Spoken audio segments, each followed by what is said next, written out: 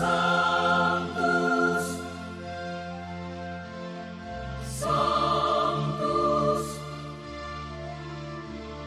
Sanctus Dominus Deus Sabaoth. Bapak, Ibu, dan saudara-saudariku yang terkasih dalam Tuhan kita Yesus Kristus, salam sejahtera untuk kita semua. Berkat Allah yang Maha Kuasa senantiasa menyertai kita. Marilah kita mendengarkan dan merenungkan bacaan-bacaan kitab suci hari Rabu tanggal 19 November tahun 2025. Dalam nama Bapa dan Putra dan Roh Kudus. Amin. Bacaan pertama dari kitab kedua Makabe bab 7 ayat 1 dilanjutkan dengan ayat 20 sampai 31. Pada waktu itu ada 7 orang bersaudara beserta ibunya ditangkap. Dengan siksaan cambuk dan rotan, mereka dipaksa oleh Raja Antiochus Epiphanes untuk makan daging babi yang haram. Ibu itu sungguh mengagumkan secara luar biasa. Ia layak dikenang baik-baik. Ia harus menyaksikan ketujuh anaknya mati dalam tempo 1 hari saja. Namun demikian, ia tetap menanggungnya dengan tabah dan besar hati karena harapannya kepada Tuhan. Dengan rasa hati yang luhur, ia menghibur anaknya masing-masing dalam bahasanya sendiri, penuh dengan semangat hukum. Dengan semangat jantan dikuatkannya tabiat kewanitaannya, lalu berkatalah ia kepada anak-anaknya, "Aku tidak tahu bagaimana kalian muncul dalam kandunganku. Bukan akulah yang memberi kalian nafas dan hidup atau menyusun anggota-anggota badanmu satu persatu, melainkan pencipta alam semestalah yang membentuk kelahiran manusia dan merencanakan kejadian segala sesuatunya. Dengan belas kasih, Tuhan akan memberi kembali roh dan hidup kepadamu, justru karena kini kalian memandang dirimu bukan apa-apa demi hukum-hukumnya. Adapun Raja Antiochus mengira bahwa ibu itu menghina dirinya dan ia menganggap bicaranya suatu penistaan. Anak bungsu yang masih hidup tidak hanya dibujuk dengan kata-kata, tetapi raja juga menjanjikan dengan angkat sumpah bahwa si bungsu akan dijadikannya kaya dan bahagia, asal saja ia mau meninggalkan adat istiadat nenek moyangnya. Bahkan ia akan dijadikan sahabat raja, dan kepadanya akan dipercayakan pelbagai jabatan negara. Oleh karena pemuda itu tidak menghiraukannya sama sekali, maka raja memanggil ibunya dan mendesak supaya ia menasehati anaknya demi keselamatan hidupnya. Sesudah lama didesak, barulah ibu itu menyanggupi untuk meyakinkan anaknya. Kemudian ia membungkuk kepada anaknya, lalu dengan mencemoohkan penguasa yang bengis itu, ia berkata dalam bahasanya sendiri, "Anakku, Kasihanilah aku yang 9 bulan lamanya mengandungmu dan 3 tahun lamanya menyusui engkau. Aku pun sudah mengasuhmu dan membesarkanmu hingga umurmu sekarang ini dan terus memeliharamu. Aku mendesak ya anakku, tengadahlah ke langit dan ke bumi, dan kepada segala sesuatu yang kelihatan di dalamnya. Ketahuilah bahwa Allah menjadikan semuanya itu bukan dari barang yang sudah ada. Demikianlah bangsa manusia juga dijadikan. Jangan takut kepada algojo itu. Sebaliknya, hendaklah menyatakan diri sepantas kakak-kakakmu dan terimalah maut itu, supaya aku mendapat kembali engkau bersama kakak-kakakmu di masa belas kasihan kelak. Belum lagi ibu mengakhiri ucapannya, berkatalah pemuda itu, "Kalian menunggu siapa? Aku tidak akan taat kepada penetapan raja. Sebaliknya aku taat kepada segala ketetapan Taurat yang sudah diberikan oleh Musa kepada nenek moyang kami. Tetapi baginda yang menjadi asal-usul segala malapetaka yang menimpa orang-orang Ibrani pasti tidak akan luput dari tangan Allah." Demikianlah sabda Tuhan. Syukur kepada Allah.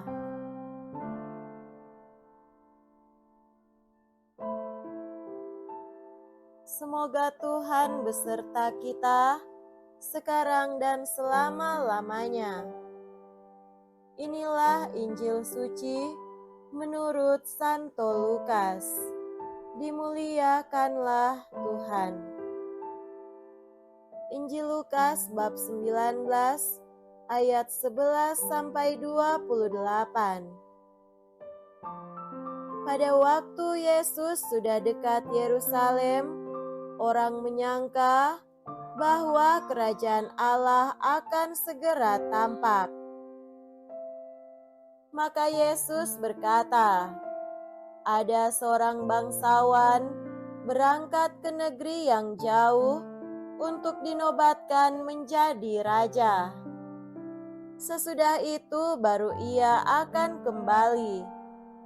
Maka ia memanggil 10 orang hambanya dan memberi mereka 10 mina, katanya, 'Pakailah ini untuk berdagang sampai aku kembali.'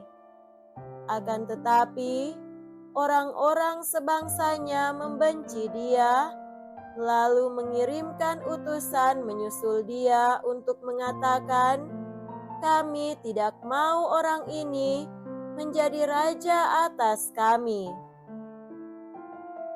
Dan terjadilah ketika ia kembali setelah dinobatkan menjadi raja, ia menyuruh memanggil hamba-hambanya yang telah diberinya uang itu untuk mengetahui berapa hasil dagang mereka masing-masing. Yang pertama datang dan berkata, 'Tuan, mina tuan yang satu itu telah menghasilkan 10 mina.' Katanya kepada hamba itu, 'Baik sekali perbuatanmu itu, hai hamba yang baik. Engkau telah setia dalam perkara kecil, karena itu terimalah kekuasaan atas 10 kota.'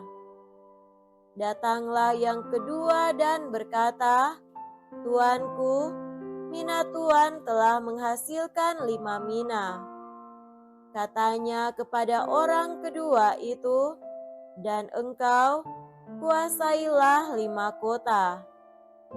Dan hamba yang ketiga datang dan berkata, 'Tuan, inilah mina tuan, aku telah menyimpannya dalam sapu tangan.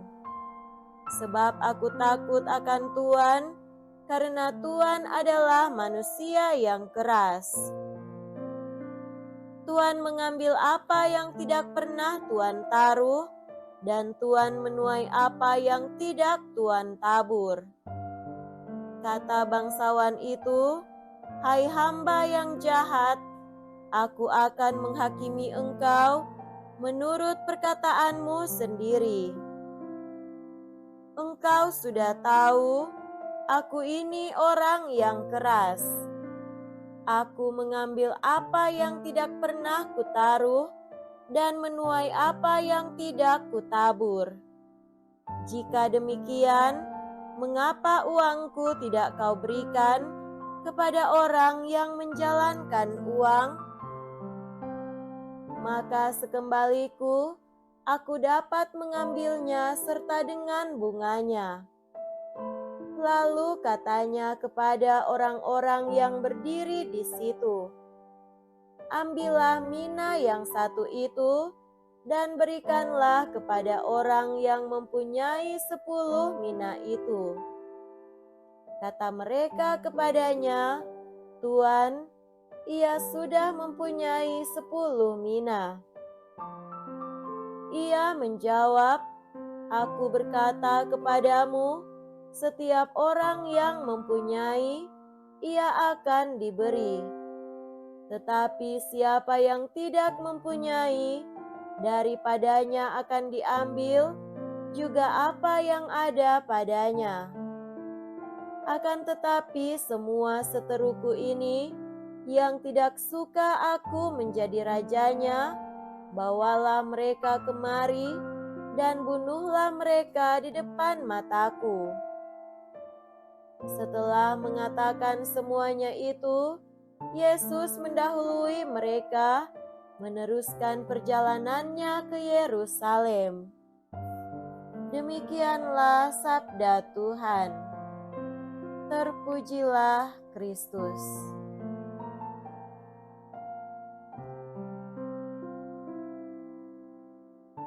Saudara-saudariku yang terkasih dalam Tuhan kita Yesus Kristus, tema renungan kita pada hari ini adalah iman jangan dipendam. Kita tentu menginginkan hidup kita mempunyai arti dan makna bagi orang lain. Oleh karena itu, kita berusaha sekuat dan sebisa mungkin untuk menjadi orang baik. Akan tetapi, pada saat yang sama, kita tidak dapat menutup mata pada kelemahan dan kekurangan kita yang membuat kita terkadang kalap mata dan buta akan kebaikan dan cinta. Seperti biasanya, Yesus kembali menggunakan perumpamaan untuk mengajar murid-muridnya, dan kali ini Yesus menggunakan perumpamaan tentang uang mina. Dalam perumpamaan ini, Yesus ingin menghantar para murid untuk melihat apa yang sudah mereka dapatkan selama hidup dan tinggal bersama Yesus dalam perjalanan untuk mewartakan kerajaan Allah. Itulah yang akan menjadi bekal bagi mereka ketika Yesus tidak lagi bersama mereka. Mereka harus bisa mengembangkan itu semua demi kebaikan banyak orang. Mereka harus mewartakan semuanya demi keselamatan banyak orang. Mereka harus bisa menjadi saksi dari segala sesuatu yang telah mereka lihat, alami, dengar, dan terima selama bersama dengan Yesus. Inilah perutusan yang pada akhirnya dituntut pertanggungjawaban atas semua yang telah diperbuat dan dikerjakan.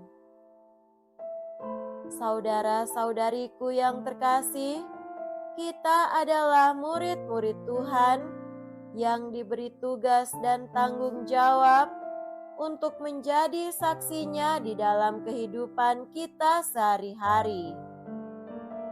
Kita telah diberikan begitu banyak karunia oleh Tuhan. Karunia-karunia yang telah kita terima itulah yang kemudian kita gunakan untuk kemuliaan Allah lewat kebaikan-kebaikan yang kita tunjukkan sebagai bentuk pertanggungjawaban atas iman yang kita miliki. Iman adalah anugerah istimewa yang tidak untuk dipendam, tetapi dikembangkan dan diwartakan. Tuhan mempercayakan iman itu kepada kita karena kita adalah anak-anak kesayangannya. Kita mungkin terkadang merasa kecewa, marah, dan mempersalahkan Tuhan atas segala kesialan dan penderitaan yang kita alami.